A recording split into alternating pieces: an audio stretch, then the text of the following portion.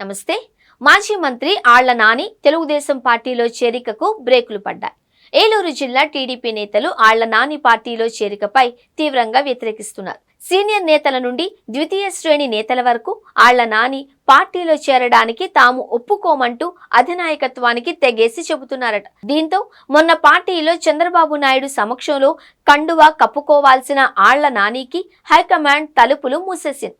ఇప్పుడు కాదంటూ సమాచారం పంపింది. దీంతో ఆళ్ల నాని ఇటు వైసీపీకి అటు టీడీపీకి కాకుండా పోయారన్న అభిప్రాయం వ్యక్తమవుతుంది. హైకమాండ్ ఊహించని రీతిలో నియోజకవర్గం నుండి కాకుండా జిల్లాల నుంచి కూడా ఆళ్ల నాని చేరికపై వ్యతిరేకత వ్యక్తమవుతోంది.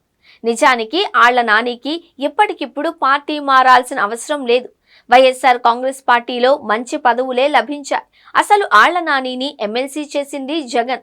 తర్వాత 2019 ఎన్నికల్లో గెలిచిన తరువాత తొలి మంత్రివర్గంలోనే కీలకమైన వైద్య ఆరోగ్య శాఖను అప్పగించడమే కాకుండా ఉప ముఖ్యమంత్రి పదవిని కూడా అప్పగించారు.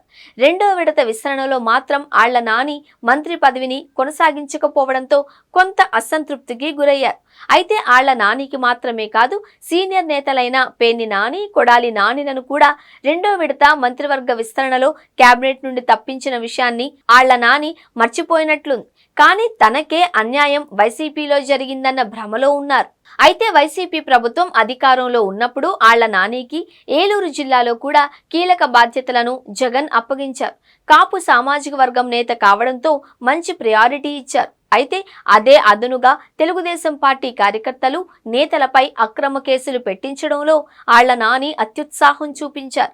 అనేక విషయాలలో టీడీపీని జిల్లాల్లోనూ ఏలూరు నియోజకవర్గంలోనూ బలహీనపరచడానికి ప్రయత్నించారు. అవే ఇప్పుడు ఆళ్ల నానికి శాపాలుగా మారాయి. ఇప్పుడు టీడీపీ నేతలంతా ఒక్కటయ్యారు. మూకుమ్మడిగా ఆళ్ల నాని టీడీపీలో చేరికను వ్యతిరేకిస్తూ అధినాయకత్వానికి అల్టిమేటం ఇచ్చారు. దీంతో అధినాయకత్వం కూడా ఆళ్ల నానిని చేర్చుకోవడంపై పునరాలోచనలో పడింది అంటున్నారు. నిజానికి పశ్చిమ గోదావరి జిల్లాలో ఆళ్ల నాని అవసరం టీడీపీకి లేదు. సీనియర్ నేతలు అనేక మంది ఉన్నారు. కాపు సామాజిక వర్గ నేతలతో పాటు అనుభవం ఉన్న లీడర్లు కూడా అక్కడ ఎన్నాళ్ల నుంచో ఉన్నారు.